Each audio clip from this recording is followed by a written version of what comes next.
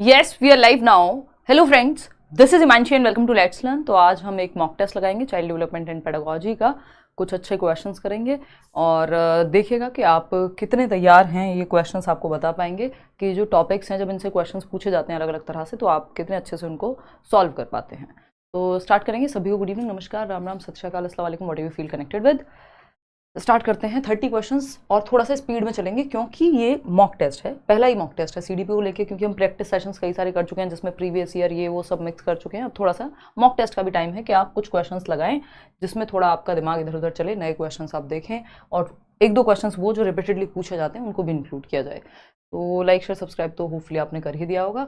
और टेलीग्राम पे आपकी जो पीडीएफ्स हैं वो पेंडिंग है, आई नो। ये भी जल्दी से जल्द मिल जाएंगी इस वीकेंड तक। इसके अलावा अगर मैं बात करती हूँ तो आते हैं पहले ही क्वेश्चन पे। उससे पहले जो भी सीटेट के या D2+B के बैचेस हैं उनमें आप एनरोल कर सकते हैं करियर विल ऐप डाउनलोड करके और वेबसाइट पर जा करके। फाइनली कोर्स जो है आप वेबसाइट से लीजिएगा क्योंकि उसमें आपको डिस्काउंट मिल जाएगा। अब ये क्वेश्चन है अच्छा सा, इसका जवाब आपको फटाफट से देना है और बताना है। देखिएगा क्या पूछा है क्वेश्चन ने। Growth spurts are prominent in hands and legs of early adolescents due to dash development. बताइएगा। डैश विकास के कारण शुरुआती किशोरों के हाथ में, शुरुआती का मतलब बेसिकली पूर्व किशोरावस्था कह लीजिए आप इसको, है ना। पूर्व किशोरों के हाथों और पैरों में विकास की गति प्रमुख होती है।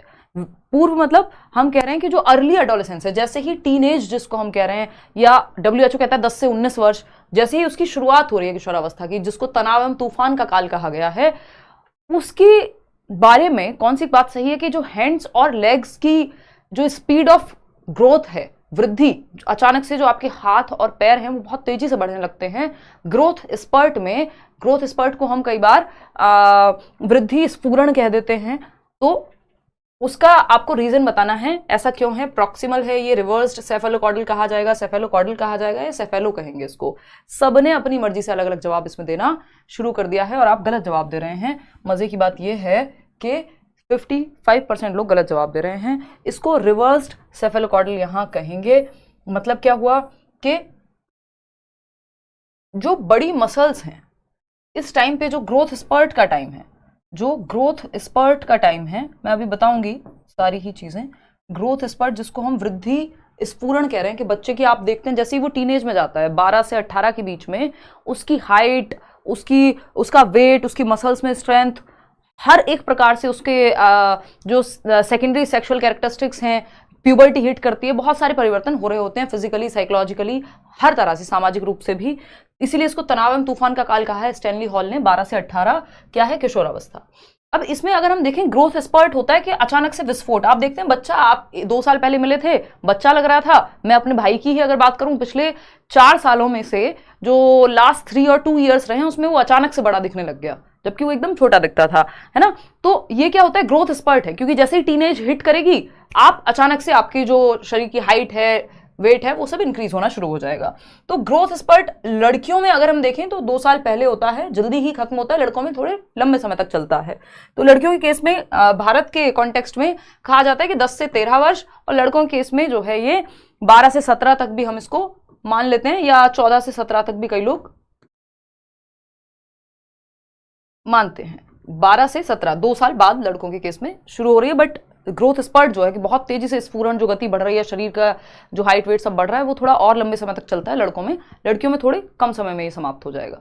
ठीक, अब ये कहानी है क्या, इसको समझते हैं। देखो, सेफेलोकॉर्डल क्या है, जब आप गर्भ में होते हैं तब भी आपका सर पहले विकसित होता है बच्चे का, बाद में उसका जो बाकी का पार्ट है, धड़ हो चाहे, यानी सर पे पहले कंट्रोल आएगा, स्पाइनल कॉर्ड डेवलप होगी, है ना। ये सारी चीजें हेड टू टो, हेड मतलब सर पे पहले कंट्रोल। बच्चा जब पैदा भी होता है तब भी आप देखते हैं पहले उसका सर पे कंट्रोल। उसका जो सर है वो पूरे शरीर का 1/4 होता है, यानी 25% जो है आपके शरीर का वो आपका सर है। तो आप देखते हैं बच्चे का सर बड़ा नजर आता है, बॉडी आपको फिर भी ऐसी सी लगेगी। तो ये क्या है, हेड टू टो जाता है कि पहले वो सर संभालना सीखेगा, गर्दन संभालना सीखेगा, फिर ये वाला पार्ट, फिर बैठना सीखता है, फिर खड़े होना सीखेगा, फिर चलना सीखेगा। यानी हेड से शरीर, जो सिर है उससे पैर की ओर। यहाँ पे सेफेल का मतलब होता है, ग्रीक में जो ग्रीक लैंग्वेज है, सेफेल का मतलब है ब्रेन आपका, खोपड़ी आपकी। और कॉर्डल क्या है, जो कॉर्ड है, तेल जिसको हम कहते हैं, पूंछ एक तरह से। तो ये सर हो गया आपका खोपड़ी सेफेल और कॉर्डल है जो आपकी पूरी टेल है जिससे आपकी पूरी बॉडी कनेक्टेड है, ठीक, सर से पैर की ओर। अब यहां पे सर का प्रोपोर्शन बड़ा होता है, लेकिन जैसे आप एडोलेसेंस में जाते हैं तो ये जो ग्रोथ स्पर्ट है, इसके कारण, ग्रोथ स्पर्ट के कारण क्या होगा भाई, ग्रोथ स्पर्ट के कारण आपका जो वृद्धि स्फुरण कह लीजिए आप इसको, जो एडोलेसेंस में वृद्धि स्फुरण है, अचानक से हाइट वेट सब बढ़ रहा है, इसमें आपकी जो लॉन्ग मसल्स हैं, जो लॉन्ग बोन्स हैं या मसल्स हैं, उनमें वृद्धि तेजी से होती है, वो फास्ट ग्रो करती हैं।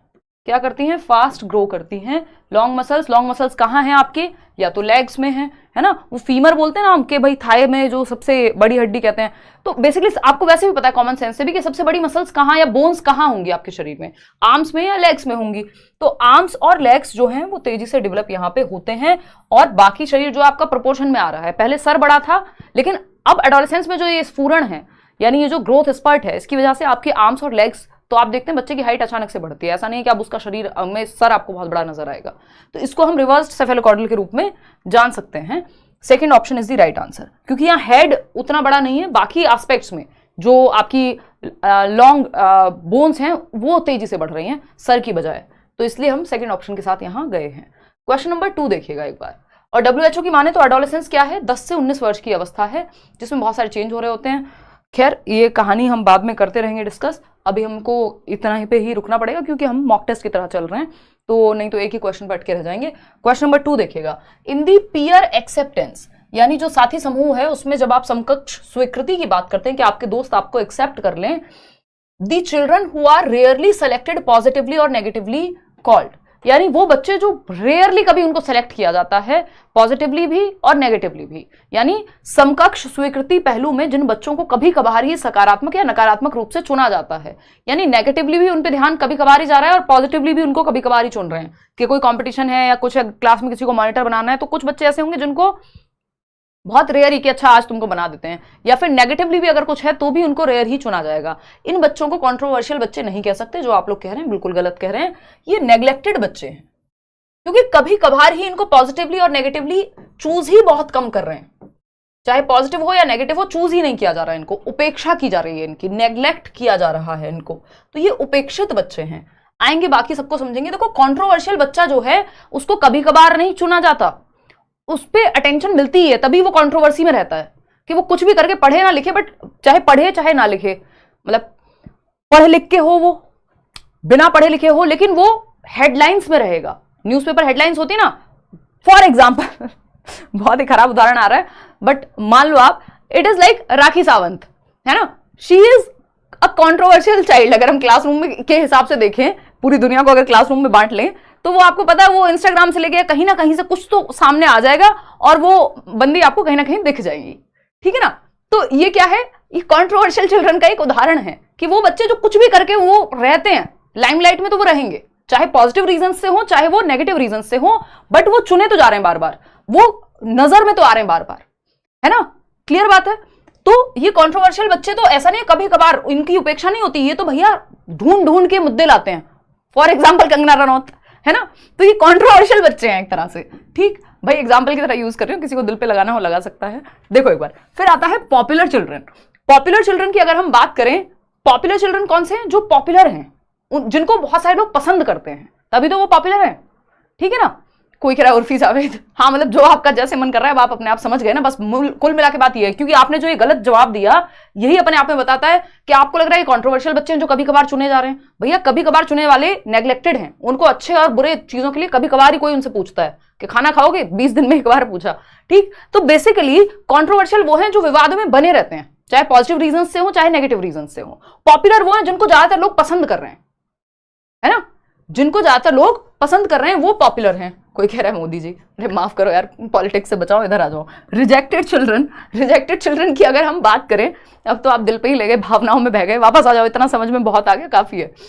रिजेक्टेड चिल्ड्रन वो है जिनको रिजेक्ट किया जा रहा है, जिनको स्वीकार कभी किया ही नहीं जाता, जिनको कोई कह रहा है पॉपुलर चिल्ड्रन में कटरीना कैफ को डाल दो, बहुत बढ़िया, है ना। फॉर एग्जाम्पल विराट कोहली, तो पॉपुलर वाला ही एग्जाम्पल में आएंगे, ठीक है ना। तो पॉपुलर लोग, पॉपुलर चिल्ड्रन कौन से, जिनको ज्यादातर बच्चे पसंद कर रहे हैं, उनके फेवर में है। रिजेक्टेड वो हैं जिनको रिजेक्ट ही किया जा रहा है सिरे से, ठीक। तो अस्वीकृत बच्चे, तो यहां पे उनको रेयरली सिलेक्ट भी नहीं किया जाता, रिजेक्टेड तो रिजेक्टेड ही हैं बेचारे। तो इसलिए ये नेग्लेक्टेड बच्चे हैं जिनको कभी कभार सिलेक्ट किया जा रहा है पॉजिटिव रीजन के लिए, कभी नेगेटिव रीजन के लिए, ठीक है जी। तो ये हुआ नेग्लेक्टेड चिल्ड्रन। कोई कह रहा है पॉपुलर चिल्ड्रन में हिमांशु को डाल दो, सही है जी। चलिए आते हैं क्वेश्चन नंबर 3 देखिएगा अब। तो ये नेग्लेक्टेड चिल्ड्रन का उदाहरण हुआ। क्वेश्चन नंबर 3 देखिएगा। तो ये चारों प्रकार हमको समझ में आ गए। कोई दिक्कत परेशानी दर्द समस्या? एक आसान सा क्वेश्चन कर लीजिए। अब सर में दर्द हो गया होगा, है ना, थक गए होंगे, जल ग्रहण कर लीजिए, आजकल वो चल रहा है ना मीम इंस्टाग्राम पे, देखो एक बार। तो फटाफट से क्वेश्चन बताओ। क्वेश्चन नंबर 3 है, विच, ये थोड़ा सा आसान सवाल, विच of the following does not promote cultural sensitivity in classroom? यानी निम्नलिखित में से क्या कक्ष में सांस्कृतिक संवेदनशीलता को बढ़ावा नहीं देता है?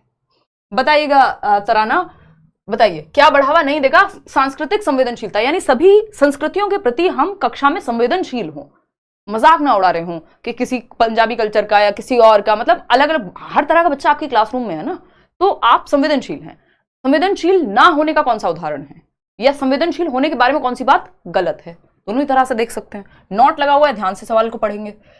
फर्स्ट ऑप्शन है organising activities related to different cultures, यानी ऐसी विभिन्न संस्कृतियों के अनुकूल गतिविधियों का आयोजन करना, यानी ऐसी एक्टिविटीज आप करा रहे हैं जहां मल्टीपल कल्चर वाले बच्चों को इंक्लूड किया जा रहा है।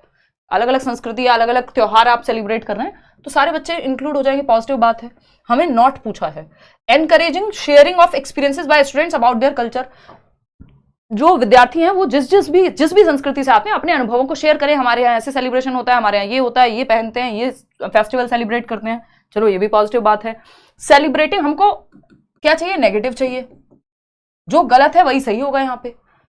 Celebrating festivals of dominant cultures only, यही गड़बड़ है कि यदि आप सिर्फ वही त्योहार मनाएंगे जो डोमिनेंट हैं, यानी मान लीजिए किसी देश में या किसी एक देश की बात छोड़ ही देते हैं, यहाँ पे किसी स्टेट में या जिस भी जगह पे आपका स्कूल है, मान लीजिए साउथ इंडिया में स्कूल है, आप केंद्रीय विद्यालय में टीचर बन गए, वहां अगर कोई ओणम होता है ना शायद वहां, तो वहां का जो डोमिनेंट फेस्टिवल है वही आप सेलिब्रेट कर रहे हैं, जो दिवाली होली है या कोई और मान लीजिए जो वहां पे नहीं उतना सेलिब्रेट होता, उन त्योहारों को आप सेलिब्रेट ही नहीं कर रहे हैं। जबकि आपकी क्लास में मान लीजिए 30 में से 25 बच्चे हैं या 20 बच्चे हैं जो ओणम को मनाते हैं, वो केरला से हैं, बाकी के 10 बच्चे हो सकते हैं जो बाकी अलग अलग पार्ट्स ऑफ द कंट्री से हों।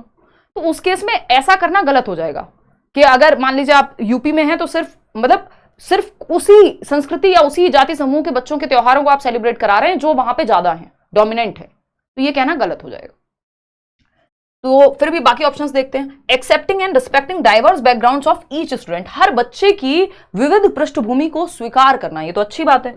तो हमें नेगेटिव चाहिए, नॉट लिखा हुआ था, तो नॉट तो सिर्फ थर्ड ऑप्शन है, और थर्ड ऑप्शन क्या है? सी ऑप्शन में। तो आप लोग इसका मतलब सही जवाब दे पा रहे हैं यहाँ पे 64% लोग। आसान सा सवाल है, लेकिन पता है इसमें गड़बड़ क्या हुई है, ये ज्यादातर लोग सही जवाब दे देते, लेकिन जैसे ये थर्ड और ऑप्शंस जो आए इसमें आपके सर में हो गया दर्द। और जब यहाँ ABCD लिखा है मैडम, आपने क्यों नहीं दिया ABCD? चलिए खैर कोई बात नहीं। तो फर्स्ट सेकंड थर्ड फोर्थ हो नहीं सकता क्योंकि थर्ड गलत है और बाकी के तीनों सही हैं। जब थर्ड गलत है तो यही सही है, क्योंकि पूछा ही गलत था तो गलत ही सही हो जाएगा, सिंपल बात। कि आप सिर्फ, तो आप कैसे सभी संस्कृति के प्रति संवेदनशील हुए ही नहीं अगर सिर्फ डोमिनेंट कल्चर का ही त्योहार आप सेलिब्रेट करेंगे। क्वेश्चन नंबर 4 देखिएगा। क्वेश्चन नंबर 4 देखिएगा, providing choice and options to students from a range of activities and experiences based on their interests, needs and diversity of learners background follows the principle of, यानी विद्यार्थियों को उनकी अभिरुचि, उनकी जरूरतों, उनके अंदर क्या एप्टीट्यूड है, किस क्षेत्र में वो अच्छा कर सकते हैं, कोई स्पोर्ट्स में, कोई ड्राइंग में, कोई पेंटिंग में, कोई म्यूजिक में, कोई गणित में, तो उनके एप्टीट्यूड को पहचान रहे हैं। परिवेश की विभिन्नताओं को ध्यान में रखकर विविध प्रकार की गतिविधियां करा रहे हैं अलग अलग बच्चों को। ये किसका प्रिंसिपल है? ये प्रिंसिपल ऑफ इंक्लूजन है ना, समावेशन है। एजुकेशन फॉर ऑल, हर बच्चे के लिए शिक्षा, एजुकेशन फॉर ऑल, चाहे वो नॉर्मल बच्चा हो, स्पेशल बच्चा हो, हर बच्चे के लिए। ये लेबलिंग करना गलत बात है, कंपटीशन, एक्सक्लूजन या एक्सक्लूड कर दिया कि 4 बच्चे हैं जो देख नहीं सकते उनको अलग थलग ही कर दिया, ये गलत है। तो inclusion is the right word over here, या जो सिस्टम है वो इंक्लूजन का है। इस पर हमने एक अलग से सेशन अभी लिया था। क्वेश्चन नंबर 5 देखिएगा फटाफट से और बताइएगा। क्वेश्चन नंबर 5 क्या कहता है भाई? Challenges in reading text and comprehending long passages is a challenge for students with, यानी चैलेंज किस में आ रहा है? रीडिंग टेक्स्ट को पढ़ने में, पाठ को पढ़ने में और उसको समझने में जो लंबे पैसेजेस हैं, दिक्कत हो रही है। कौन से प्रकार का विकार है ये? कौन सी लर्निंग डिसेबिलिटी है ये बताइए, फटाफट से जवाब दीजिएगा। आज तो मैंने बैच में भी इवन क्लास नहीं ली है, मैं शाम तक भी थोड़ा सा अच्छा महसूस नहीं कर रही थी, तो अभी ऐसे ही चल रहा है। हालांकि हमारा सिलेबस बहुत ही अंडर कंट्रोल है, ख़त्म ही हो जाएगा 2-4-6 क्लासेस में, बैच की भी अगर हम बात करें तो टेंशन वाली बात नहीं है। अभी एक आध दिन छुट्टी भी हो तो मैं धीरे धीरे वापस आ गई हूँ ट्रैक पे, समय लगेगा थोड़ा सा तबीयत बिल्कुल ठीक होने में। तो ये डिसलेक्सिया है एग्जैक्टली। डिसकैलकुलिया तो मैथमेटिक्स में होता है, यहाँ पे रीडिंग की बात हो रही है, तो रीडिंग डिसऑर्डर और पढ़ के समझने की दिक्कत है। हियरिंग इंपेयरमेंट थोड़ी है। डिस्ग्राफिया तो राइटिंग इंपेयरमेंट होता है, लिखने में समस्या। ये पठन वैकल्य है, डिसलेक्सिया है, पढ़ने और लिखने दोनों में समस्या हो सकती है। अगर पढ़ेगा ठीक नहीं तो लिखेगा भी ठीक नहीं। हालांकि मेनली पढ़ने वाली ही समस्या है, जो ईशान अवस्थी तारे जमीन पर वाला बच्चा था। In socio constructivist, question number 6 देखिएगा, in socio constructivist classroom what is the primary mode of assessment. एक सामाजिक रचनावादी कक्ष के अंदर कौन सा तरीका प्रमुख तरीका होगा मूल्यांकन का, या बच्चे के आकलन का तरीका मुख्य कौन सा होगा, यानी बच्चे को जांचने का सबसे बेहतर तरीका, टेस्ट करने का। अगर मैं कहूं कि आपको पता कैसे लगेगा कि बच्चा ठीक कितना सीख गया है, कैसे सीख गया है, ये सब आपको बताना है, फटाफट से बताना है, जल्दी बताइए। मेरी बेटी 7 साल की है और आपकी वीडियो हमेशा देखती है। बहुत बढ़िया सन्नी, धन्यवाद। चलिएगा आप लोग के साथ, हाँ आप लोग के बच्चे देखते हैं बिल्कुल, देखिएगा। तो ये सहयोगात्मक परियोजनाएं कि यानी आप उनको ऐसे प्रोजेक्ट्स में डाल दीजिए जहां वो एक दूसरे के साथ ग्रुप में कोलैबोरेट करके कोई काम कर रहे हो, और उस टाइम पे उनको ऑब्जर्व कीजिए, उनका आकलन कीजिए। ग्रुप प्रोजेक्ट दे दिया मान लीजिए, उसके बेसिस पे फिर उनको नंबर दे रहे हैं या व्हाटएवर असेस कर रहे हैं। रिकॉल करना सिर्फ रट्टा लगाना नहीं, बच्चा हमें एक्टिव चाहिए, सबसे ज्यादा एक्टिव यहीं पे है, जिस ऑप्शन में सबसे ज्यादा एक्टिव है वही सही जवाब है। स्टैंडर्डाइज टेस्ट भी बहुत अच्छा तरीका नहीं है, क्योंकि बच्चे के इंडिविजुअल डिफरेंसेस का पता नहीं लग पाता। नॉर्म रेफरेंस टेस्ट भी स्टैंडर्डाइज्ड का ही उदाहरण है। देखिए मानकीकृत जो परीक्षण होते हैं, इनकी कुछ विशेषताएं मैंने आपको बताई थी, जैसे ये ऑब्जेक्टिव यानी वस्तुनिष्ठ होते हैं, मल्टीपल टाइम आप कॉपी चेक करा लीजिए, सेम रिजल्ट आएगा। ये इनमें वैलिडिटी पाई जाती है, यानी जिस पर्पज के लिए बनाए गए हैं। तो टेट के पेपर में, सीटेट के पेपर में यूपीएससी के सवाल नहीं पूछे जाएंगे, दैट मीन्स वो वैलिड है, वैध है उस चीज के लिए। रिलायबिलिटी होती है, जितनी बार आप बच्चे को सेम सिचुएशन में सेम क्वेश्चन पेपर अटेम्प्ट करने को कहेंगे, सेम रिजल्ट देगा। तो ये 3 विशेषताएं होती है। और 2 प्रकार के हमने स्टैंडर्डाइज्ड टेस्ट पढ़े थे, एनआरटी नॉर्म रेफरेंस टेस्ट और सीआरटी क्राइटेरियन रेफरेंस टेस्ट। ये जो क्राइटेरियन रेफरेंस टेस्ट है, ये सीधा सीधा सीटेट इसमें आ जाएगा कि आपको कुछ % का क्राइटेरिया है वो फुलफिल करना है, आप पास हो गए, या 12th में 33% लाए। एनआरटी क्या है, जैसे आपका केंद्रीय विद्यालय का या DSSB का एग्जाम, आपको मेरिट में आना पड़ेगा, टॉप आप तभी करेंगे जब बाकी सबसे ज्यादा नंबर लाएंगे, ठीक है ना। तो वो एनआरटी हो गया। ये दोनों स्टैंडर्डाइज टेस्ट का उदाहरण है। और स्टैंडर्डाइज टेस्ट मानकीकृत परीक्षण के साथ फायदा ये है कि बहुत बड़ी पॉपुलेशन, लाखों लोग बोर्ड का एग्जाम, यूपीएससी का एग्जाम, सीटेट का एग्जाम एक साथ दे सकते हैं, ये स्टैंडर्डाइज है। लेकिन इसकी समस्या ये व्यक्तिगत क्षमताओं को या व्यक्तिगत विभिन्नताओं को, इंडिविजुअल डिफरेंसेस को ध्यान में नहीं रखता। तो कोलैबोरेटिव प्रोजेक्ट बेटर यहाँ पे इसलिए हो जाए क्योंकि बच्चा ज्यादा एक्टिव है और यहाँ पे इंडिविजुअल क्षमताओं को आप देख पाएंगे ज्यादा क्लोजली। तो ये कहानी है। क्वेश्चन नंबर 7 देखिएगा एक बार और जवाब दीजिएगा। क्वेश्चन नंबर 7 क्या कहता है भाई? क्वेश्चन नंबर 7 कहता है the most important objective of the assessment of learners is. शिक्षार्थियों के आकलन का सबसे महत्वपूर्ण उद्देश्य है कि आप बच्चे को जांच रहे हैं, उसके पीछे ऑब्जेक्टिव क्या है, उसके पीछे उद्देश्य क्या है। बेसिकली हम क्यों बात कर रहे हैं अभी कि हम पढ़ क्यों रहे हैं, ये क्वेश्चंस क्यों कर रहे हैं। हमारा उद्देश्य है कि भाई सीटेट का एग्जाम है, आपको कितना आता है, अगर आप एक टेस्ट की तरह लगाते हैं तो वो पता लग जाएगा। ये ऑब्जेक्टिव हुआ इस क्लास का, ठीक, कि आपकी अंडरस्टैंडिंग बेटर होगी। तो उद्देश्य क्या होगा बच्चे के आकलन का, सबसे जरूरी उद्देश्य पूछा है। उद्देश्य कई हो सकते हैं। क्या आज के मॉक टेस्ट में सिर्फ अच्छे नंबर लाना उद्देश्य है? नहीं, अगर आ रहे हैं तो बहुत अच्छी बात है, लेकिन आपके कॉन्सेप्ट क्लियर हो गए, ये मुख्य उद्देश्य है आज के इस मॉक टेस्ट का। तो यहां पे आपको बच्चों को देखना है, बच्चे की भले की बात कहां हो रही है, वही ऑप्शन बेस्ट है। To reflect on the effectiveness of the pedagogy and modify it to enhance learning, यानी अध्यापन की प्रभावशीलता पर विचार करना। पेडागोजी मतलब टीचिंग मेथड्स कितने अच्छे रहे हैं, उस पे आप विचार कर पाएंगे, इसलिए आप आकलन कर रहे हैं, असेस कर रहे हैं, टेस्ट कर रहे हैं बच्चे को। और मेथड्स में मॉडिफिकेशन की कहां जरूरत है, चेंज की कहां जरूरत है, वो आपको पता लग जाएगा। तो यही फर्स्ट ऑप्शन हमें अच्छा लग रहा है, फिर भी बाकी के ऑप्शन पढ़ेंगे। To complete one of the task assign to teacher, सिर्फ काम को पूरा करना ये कोई बहुत अच्छा तरीका नहीं है आकलन का, या कोई उद्देश्य नहीं है। कंप्लीट कर देना registers. To create same ability grouping in class, एक ही एबिलिटी के बच्चों को ग्रुप में डाल देना। मिक्स्ड एबिलिटी ग्रुपिंग होनी चाहिए, ना कि सेम। तो first option is the right answer, बाकी तीनों गलत हैं। आगे बढ़ेंगे क्वेश्चन नंबर 8 पर। फटाफट से बताइएगा क्वेश्चन नंबर 8 क्या पूछना चाहता है आपसे। Teachers in a primary classroom should learn personal voice the talk to ourselves that guides our thinking and behaviour.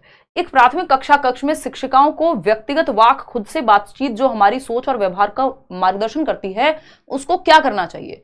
हमारी मतलब बच्चे की, तो बच्चे की सोच को दिशा देने वाली जो पर्सनल टॉक है या पर्सनल वॉइस है, उसका क्या करना चाहिए, जिसको हम दूसरे भाषा में प्राइवेट टॉक कह सकते हैं, जिसकी बात किसने की है, वाइगॉस्की ने की है। इसको हम सेल्फ टॉक भी कह सकते हैं कि एक बच्चा है जो खुद से बात करते हो। कब से कब तक होती है, 3 से 6 वर्ष के बीच में ये पाई जाती है। खुद से बात करना यानी बच्चा खुद को डायरेक्ट कर रहा है, तो इसको प्रमोट करना है, शुड बी एनकरेज्ड। ये पॉजिटिव है क्योंकि बच्चे के सेल्फ रेगुलेशन, सेल्फ डायरेक्शन, उसको दिशा मिलती है खुद से बात करके। अरे ये वाला नहीं, ये वाला आंसर सही होगा। जब आप खुद से बात कर रहे होते हैं, आप खुद को दिशा दे रहे होते हैं। ठीक, तो सही इसमें आपने जवाब दिया। डिस्करेज, प्रोहिबिट, पनिश कर देंगे, नहीं। तो फर्स्ट ऑप्शन सही है।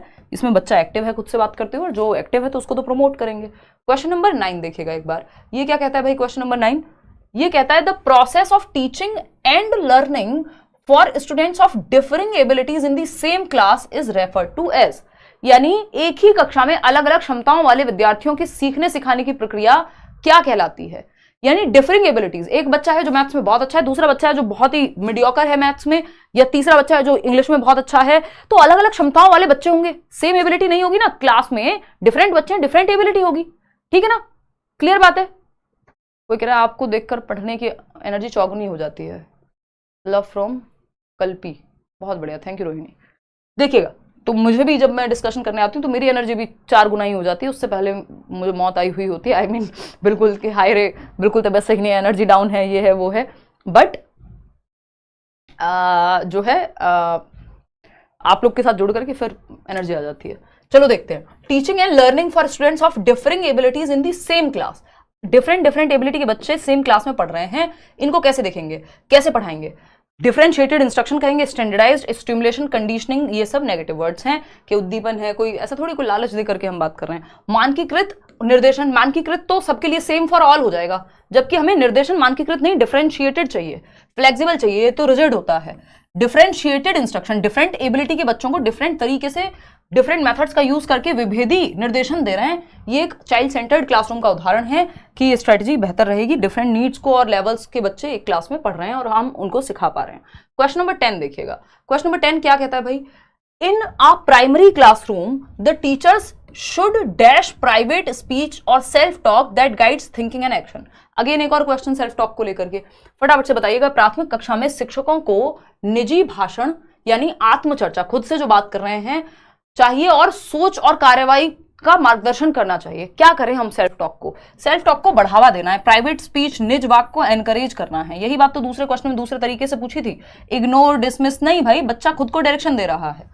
जब वो ये कह रहा है नहीं ये वाला बॉक्स नहीं, ये लगेगा इसमें, अरे ये वाला क्वेश्चन गलत कर दिया, हिमांशी ने तो ऐसे बताया था। जब आप पेपर में खुद से बात कर रहे हैं तो आप खुद को डायरेक्शन दे रहे हैं। और ये होती शुरुआत इसकी 3 से 6 वर्ष की उम्र में है, प्राइवेट स्पीच की। वाइगॉस्की ने 3 प्रकार की स्पीच बताई है, फटाफट से मैं बता देती हूँ। एक है सोशल स्पीच, जब आप लोगों से आसपास के बात करना सीखते हैं पहली बार, अराउंड 2 ईयर्स की एज के अराउंड, 2 साल के अराउंड। फिर आपके आती है प्राइवेट स्पीच, जब आप खुद से ही बोल बोल के बातें कर रहे हैं, कोई और नहीं है फिर भी खुद से बोल बोल के बातें कर रहे हैं, ये है 3 से 6 वर्ष के अराउंड। फिर आती है साइलेंट इनर स्पीच, अब आप मन में ही बातें कर लेते हैं, बोलने की जरूरत भी नहीं है बाहर, ये है 6+ ईयर्स की बात। तो ये तीनों रहती हैं लाइफ लॉन्ग, ऐसा नहीं है कि ये प्राइवेट स्पीच आई तो सोशल स्पीच चली गई। सामाजिक वाक, जब आप समाज में बातचीत करना शुरू कर देते हैं, 2 साल की उम्र तक आ जाती है ये बात, 2 सेंटेंस को जोड़ के एक नया वाक्य बनाना शुरू कर देंगे। फिर प्राइवेट स्पीच निज वाक, यानी खुद से बात कर रहे हैं, सेल्फ टॉक, बच्चा बोल बोल करके खुद को ही डायरेक्शन दे रहा है, वो 3 से 6 में। और साइलेंट इनर स्पीच, मौन आंतरिक वाक, मन में जब आप बात करते हैं खुद से, किसी को पता भी नहीं है, वो 6+ ईयर्स में आता है। तो ये 3 प्रकार की स्पीच हैं जो वाइगॉस्की ने दी है। क्वेश्चन नंबर 11 देखिएगा और बताइएगा फटाफट से। क्वेश्चन नंबर 11 क्या कहता है, seeing the role of boys, यानी लड़कों का रोल देखते हुए, एट होम यानी घर पे, एंड इन दी सोसाइटी, तो घर पे और समाज में जब लड़कों का रोल देखा एक बच्चे मोहित ने, Mohit refused to play the role of a girl in a program organized in the school.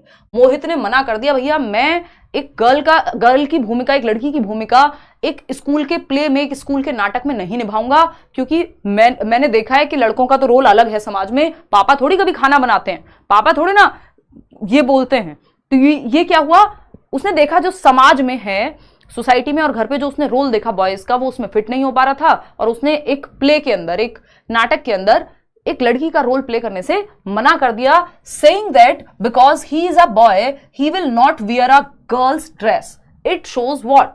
यानी ये क्या दर्शाता है कि वो तो लड़का है और वो लड़की वाली ड्रेस नहीं पहनेगा, सब उसका मजाक उड़ा सकते हैं, 70 चीजें हो सकती हैं। तो मोहित ने घर व समाज में, कहां देखा ये उसने, घर व समाज में लड़कों की भूमिका को देखते हुए स्कूल में आयोजित एक कार्यक्रम में लड़की की भूमिका को यह कहकर निभाने से इनकार कर दिया कि वह एक लड़का है, इसलिए वह लड़की की ड्रेस नहीं पहनेगा। It shows what Mohan is showing what. अपने व्यवहार में मोहन क्या शो कर रहा है या मोहित क्या शो कर रहा है, ये आपको बताना है। फटाफट से बताइए, जवाब दीजिए। फोर्थ ऑप्शन 54% लोग कह रहे हैं, जो कि सही भी है। बाकी के 46% लोग गलत जवाब क्यों दे रहे हैं? ये जेंडर रोल फ्लेक्सिबिलिटी कहां है? अगर फ्लेक्सिबिलिटी होती तो मोहित कहता कोई बात नहीं, कपड़े तो हैं यार और मेरे को एक्ट ही तो करना है, क्या दिक्कत है? तो फ्लेक्सिबिलिटी तो है ही नहीं। फ्लेक्सिबल रोल देखा होता तो अगर उसने जनरली ये देखा होता कि हाँ कोई बात नहीं, आजकल जैसे जितने यूनिसेक्स कपड़े आ गए हैं कि वही टी शर्ट महिलाएं भी पहन सकती हैं, पुरुष भी पहन सकते हैं, है ना, 70 चीजें, शूज आ गए हैं, घड़ियां, पता नहीं कितनी चीजें हैं।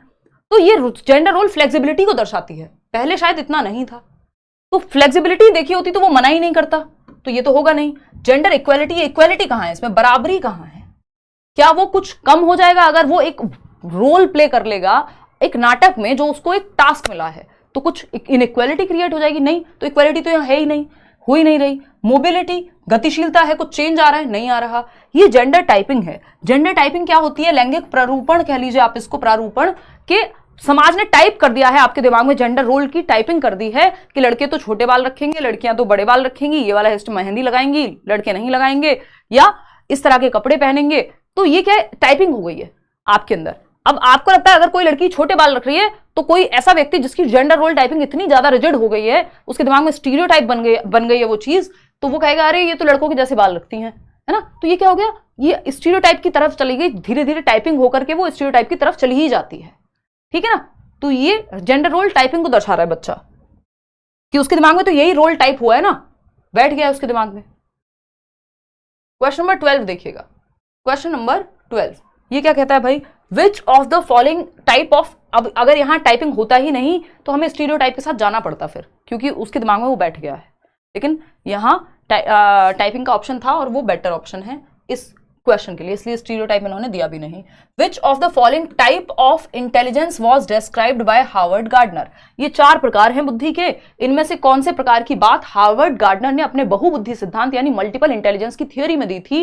1983 में हार्वर्ड गार्डनर की एक बुक आई थी फ्रेम्स ऑफ माइंड करके, जिसमें 7 प्रकार की बुद्धि की बात उन्होंने की। हालांकि आज के समय में वो 8 है एज पर एनसीईआरटी भी, और आपको उन 8 प्रकार में से कौन सा एक प्रकार यहां मौजूद है उस ऑप्शन को चूज कर लेना है, ठीक। इन पे हम क्वेश्चंस कर चुके हैं अलग से भी।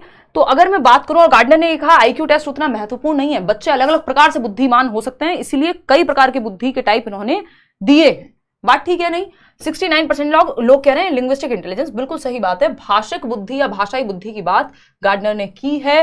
वो लोग जो राइटर्स हैं, वो लोग जो इवन पोइट्स हैं, वो लोग जो नॉवेल्स लिख रहे हैं, या जिनकी भाषा पे अच्छी पकड़ है, भाषा को प्रोड्यूस करने से लेकर के और उसको मतलब स्पोकन लैंग्वेज हो चाहे वो रिटन लैंग्वेज हो, तो भाषा पे पकड़ है अच्छी, तो हम ये कहेंगे वो लिंग्विस्टिक इंटेलिजेंस रखते हैं, है ना। तो इसका एक बहुत ही आसान सा उदाहरण अगर आप कहेंगे तो चेतन भगत ले लीजिए, या जितने भी हमारे राइटर्स रहे हैं, अगर आप बहुत अच्छे प्रेमचंद की अगर हम बात करें तो उनमें लिंग्विस्टिक इंटेलिजेंस पाई जाएगी। जेनरिक इंटेलिजेंस की उन्होंने कोई बात नहीं की कि एक जनरल इंटेलिजेंस होती है वही हर जगह काम करती है, नहीं, इनसे पहले लोग बात कर रहे थे, वो इन्होंने नहीं की। और जनरल और स्पेसिफिक की बात चार्ल्स स्पीयरमैन ने की है। फिजिकल इंटेलिजेंस की उन्होंने कोई बात नहीं की, वो काइंस्थेटिक इंटेलिजेंस है जिसकी उन्होंने काइंस्थेटिक भी नहीं है, बॉडीली काइंस्थेटिक जिसको हम कहते हैं, शारीरिक गतिक बुद्धि, वो अलग है। इसका मतलब ये ओवरऑल शारीरिक बुद्धि नहीं है, कोई फिजिकल कोई भौतिक वो वाली बुद्धि की बात यहाँ नहीं हुई। तो B option is the right answer. Question number 13 देखिएगा, ये क्या कहता है फटाफट से देखेंगे। Question number 13, which of the following attitude is best suited to positive group dynamics within the classroom. यानी कक्षा में सकारात्मक समूह की सक्रियता के लिए निम्नलिखित में से कौन सा रवैया रुख सर्वाधिक उपयुक्त है। यानी ग्रुप डायनामिक पॉजिटिव हो, यानी बच्चा ग्रुप में पॉजिटिवली सीख पाए, इसके लिए कौन सा एक रवैया सही है कि बच्चे ग्रुप में। OMR शीट डाल दीजिए, टेलीग्राम पे डाल देंगे, प्रगति लाल पीले मत हो, है ना, ऐसे ही डाल देंगे, कोई बात नहीं, डाल देंगे। जैसे ही सारी वो सब डालेंगे तो मैंने प्रीवियसली भी डाली हुई होगी, दोबारा डाल दूंगी मैं। एग्जैक्ट वही सीटेट की जो OMR शीट है, शेयर ही हमने शुरू करना किया है, एग्जैक्ट सीटेट वाली। ये नहीं है पता चले आप SSC के गोले भर रहे हैं, वो जरा जरा से होते हैं, सीटेट के थोड़े डिफरेंट होते हैं। कक्षा में सकारात्मक समूह की सक्रियता के लिए, और हमने बैच में तो इवन मॉक टेस्ट में लगा के दे भी दी है, वो देखना एक बार। तो कक्षा में सकारात्मक समूह, एक पॉजिटिव ग्रुप बने क्लासरूम में, इसके लिए कौन सा एक डायनेमिक बेटर है, पॉजिटिव है। Laying down strict external rules prohibiting group interaction, अगर ग्रुप में इंटरेक्शन ही नहीं होगा, बच्चे आपस में बात ही नहीं करेंगे, इतना स्ट्रिक्ट रूल हो जाएगा तो फायदा क्या है, वो कौन सा पॉजिटिव ग्रुप डायनेमिक हुआ। Dividing the class into permanent ability grouping, permanent ability grouping नहीं, सब groups for functioning, mixed ability grouping कभी कभार कर सकते हैं, अलग अलग चीज के लिए अलग अलग ग्रुप बना दिया, परमानेंटली आपने डाल दिया, वो गलत है। Encouraging all students in class to dialogue and collaborate for problem solving, simple funda है, बच्चा जहां सबसे ज्यादा एक्टिव है वही ऑप्शन सही है। तो समस्या समाधान के लिए आप बच्चों को बातचीत करने के लिए, डिस्कशन डिबेट के लिए अपॉर्चुनिटी दे रहे हैं, अवसर दे रहे हैं, आगे बढ़ा रहे हैं। फोर्थ ऑप्शन है encouraging competition between groups to enhance performance, competition को बढ़ावा देना कोई भी समझदारी का काम नहीं है, ये कोई चाइल्ड सेंटर्ड एजुकेशन को प्रमोट नहीं करता है। तो third option is the only right answer over here. Question number 14 देखिएगा, जवाब दीजिएगा। Question number 14, mathematical disorder. जैसे आपसे पेपर में 30 क्वेश्चन पूछे जाएंगे सीडीपी में, उसी तरह से 30 क्वेश्चन आपके सामने आज रखे हुए हैं। तो mathematical disorder in context of learning disability is referred to, अधिगम अक्षमता के संदर्भ में गणितीय अधिगम अक्षमता, गणित में समस्या होगी बच्चे को, कौन सा एक प्रॉब्लम है, ये डिसकैलकुलिया है, सिंपल गणन संबंधी विकार है, गुणज वैकल्य कह देते हैं, बच्चे को कैलकुलेशन में, मल्टीप्लिकेशन में, एडिशन में, सब्ट्रैक्शन में, इन सब में दिक्कत होगी। डिस्प्रेक्सिया तो मोटर स्किल्स वाला होता है, पेन पकड़ने में, चलने फिरने में, टाई लगाने में, शू लेसेस जूते के फीते बांधने में। डिसलेक्सिया रीडिंग डिसऑर्डर है, डिस्ग्राफिया राइटिंग है ना। डिसकैलकुलिया है कैलकुलेशन या गणित में समस्या आएगी। Third option is the right answer. Question number 15 देखिएगा, शीला एक बच्ची है, 5 साल की बच्ची है, इसके बारे में समझते हैं। शीला, क्वेश्चन नंबर 15 कहता है, शीला अ 5-year-old गर्ल, 5 साल की बच्ची है, started playing the musical instrument guitar, 5 साल की बच्ची है, एक म्यूजिकल इंस्ट्रूमेंट गिटार नाम के इंस्ट्रूमेंट को विदाउट एनी आउटसाइड इंस्ट्रक्शन, किसी ने उसको इंस्ट्रक्शन नहीं दी और बजाना उसने शुरू कर दिया था जब वो 3 साल की थी तब से। This talent would characterises her as a, इसका एक और उदाहरण मेरे दिमाग में आ रहा है। आपने अगर शकुंतला देवी मूवी देखी है तो वो मैथमेटिक्स में अपने आप में बहुत ही गिफ्टेड चाइल्ड रही, बहुत क्या मतलब गिफ्टेड चाइल्ड रही, और उनको किसी ने उस तरह से सिखाया नहीं, और आपने मूवी में भी अगर देखा हो उनके फादर कोई कैलकुलेशन कर रहे होते हैं और वो फटाक से बता देती हैं। ये कुछ बच्चे गिफ्टेड होते हैं कुछ क्षेत्रों में, गिफ्टेड मतलब भगवान का ही गिफ्ट मान लो आप उनको एक तरह से, ठीक है ना। मैम आप रिप्लाई फनी देती हैं, क्या करें, जीवन अपने आप में फनी है रागिनी, है ना, ज्यादा सीरियस लीजिएगा तो मर जाइएगा, फिर जी नहीं पाइएगा। खैर आइए एक बार समझते हैं कहानी, लिटरली मत लिया करो मेरी बातों को, ये मैं मजाक में कहती हूँ। देखिएगा, स्लो लर्नर है भाई, 3 साल की उम्र में गिटार बजाना सीख लिया बिना किसी के सिखाए, ये स्लो है, ये धीमे सीख रहे हैं, ये जरूरत से ज्यादा तेज है। चाइल्ड विद लो आईक्यू कहां से तेज होगा इस बच्चे का जो इतनी तेजी से सीख रहा है, क्यों हम अज्यूम कर लें ये बच्चा गिफ्टेड है, ठीक है ना। ऑटिस्टिक है नहीं, ऑटिस्टिक बच्चा रेपिटेटिव एक्शन करता है, बार बार रिपीट करता है सेम चीज को, कम्युनिकेशन में दिक्कत होती है। ये बच्चा प्रतिभाशाली है, किसी एक क्षेत्र में इसके अंदर प्रतिभा है। गिफ्टेड 3 प्रकार के होते हैं, एक वो जिनका आईक्यू ज्यादा होता है, इनको इंटेलेक्चुअली ब्राइट कहते हैं, 130+ आईक्यू है मान लीजिए, वो भी गिफ्टेड है, पढ़ने में बहुत अच्छा होगा एकेडमिक्स में। दूसरा प्रकार है टैलेंटेड है बच्चा, जैसे कोई विशेष टैलेंट है, जैसे ये बच्ची जो है शीला, इसमें गिटार बजाने का टैलेंट है बचपन से ही, है ना, अगर थोड़ी सी भी ट्रेनिंग मिल जाएगी तो बहुत अच्छा करेगी। तीसरा है कोई क्रिएटिव बच्चा, कुछ नया, कुछ नोबल बनाना, कोई पेंटिंग ऐसी बनाना, कुछ डिफरेंट, कुछ नया करना। तो ये गिफ्टेड बच्चों में 3 प्रकार होते हैं। गिफ्टेड बच्चे जो है जनरली क्या होते हैं, डाइवर्जेंट थिंकर्स होते हैं, ओपन एंडेड सोच रखते हैं, हायर ऑर्डर थिंकिंग स्किल्स होती हैं इनके अंदर। क्वेश्चन नंबर 16 देखना फटाफट से, अ टीचर एनकरेजेस हिज और her students to make concept maps. Concept map समझते हो, याद रखने के लिए आसानी हो जाती है, जैसे आप फ्लो चार्ट वगैरह बनाते हो तो एक कॉन्सेप्ट से रिलेटेड जो भी सब टॉपिक्स होते हैं आप एक मैप बना करके उसको समझते हैं कि ये इससे रिलेटेड है, ये इससे। After teaching a topic this would be helpful in, concept map बनाने को यानी संप्रत्यात्मक। मैम आप भी तो गिफ्टेड हो, थैंक यू अंशुल, कभी घमंड नहीं किया यार, टैलेंट बहुत है।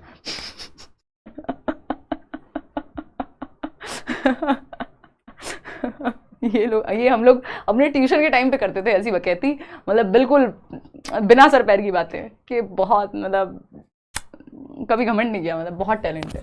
देखो एक बार, यह किस में सहायक होगा। अब मैं क्या करूं, आप लोग लिखते रहते हो, मैं कहूं नहीं नहीं ऐसा कुछ नहीं है, या तो मैं ये कहूं। देखो एक बार, अगर हम बात करें देखो एक बार फटाफट से कमेंट करो। राहुल को भूख लग गई, निशा राहुल तो अपना रोटियां दबा चुका है। हमारी क्लास शुरू होने के समय पे मैं आ रही हूँ वहां से घड़ी पहनते हुए, वो अपना बैठ के खाना खा रहा है। तो निशा है आज और मैं हूँ, हम उपवास पे हैं, जब क्लास खत्म हो जाएगी तब खाना खाएंगे। पनीर बना है आज, और आपको पता ही है वेजिटेरियन लोग हमारे जैसे, उनके लिए पनीर से बड़ी कोई डिश क्या ही होती होगी, है ना। देखो एक बार, बहुत बातें कर ली इधर उधर की, इधर आ जाओ वापस से, 41% हो। देखो फर्स्ट ऑप्शन कह रहे हैं 41% लोग, अभी चेक करेंगे। कॉन्सेप्ट मैप की बात हो रही है। एक अध्यापिका किसी एक विषय को पढ़ाने के बाद विद्यार्थियों को संकल्पनात्मक मानचित्र बनाने के लिए कहती है। संकल्पनात्मक मानचित्र यानी कॉन्सेप्ट का मैप, फ्लो चार्ट या किसी भी तरह से जिसमें कॉन्सेप्ट समाहित हो सके। क्लियर है बात? तो इससे क्या होगा? Conducting formative assessment. हाँ भाई, बच्चा पेन पेपर टेस्ट ना देकर के कोई एक्टिविटी कर रहा है तो ये फॉर्मेटिव एफए है, रचनात्मक तरीका है, क्रिएटिव तरीका है आकलन का, सही है।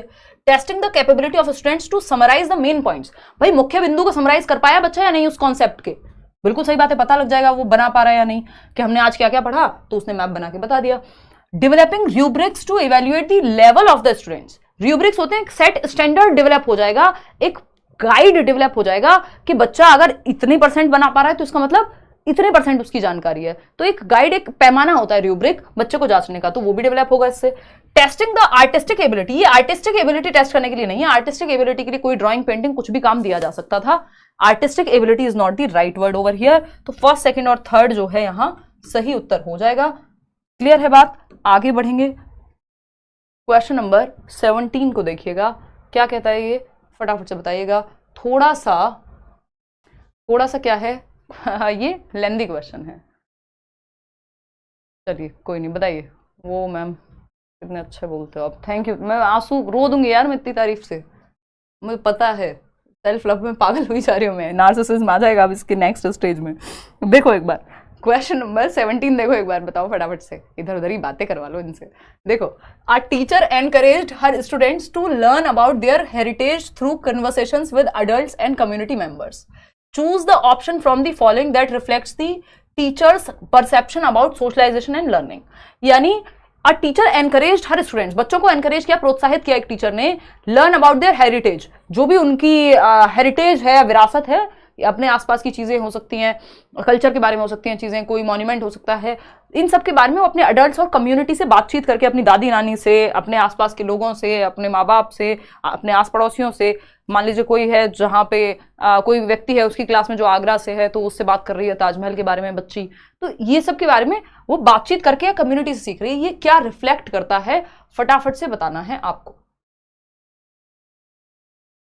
थैंक यू विकास, धन्यवाद। देखिएगा, तो ये क्या दिखाता है, सोशलाइजेशन और लर्निंग का क्या संबंध है, यानी सामाजिकरण और अधिगम का क्या संबंध है, ये क्या दर्शाता है। भाई समाज में हम घुलते मिलते हैं, चीजें सीखते हैं, सोशलाइजेशन के थ्रू भी हम चीजें सीखते हैं। समाज में घुलने मिलना सीखने को सोशलाइजेशन कहते हैं, समाजीकरण, समाज में रहने के तौर तरीके सीख रहे हैं हम, बाहर से कोई आए तो नमस्ते करते हैं, पानी देते हैं, वट एवर, है ना। लर्निंग, जो भी आप कुछ नया सीख रहे हैं, यहाँ पे दोनों जुड़े हुए हैं। तो recognising the importance of knowledge acquired by children from the community, यानी यहाँ पे टीचर रिकॉग्नाइज कर रहे हैं, महत्व दे रहे हैं, जो समुदाय से हम सीखते हैं, समाज से, वो भी महत्वपूर्ण हमारे ज्ञान के निर्माण में या सृजन में। बिल्कुल सही बात है।